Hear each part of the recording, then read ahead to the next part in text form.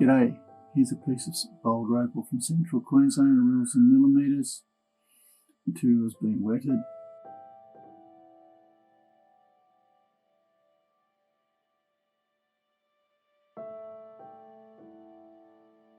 It's ground and shaped up a little bit. 2, 3, 4, 3 faces.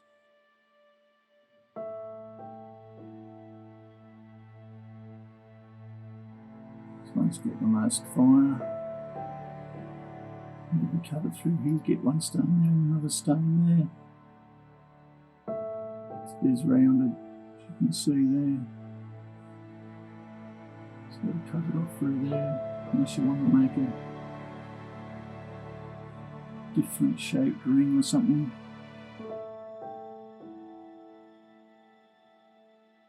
It's on hard material, so it should polish up good.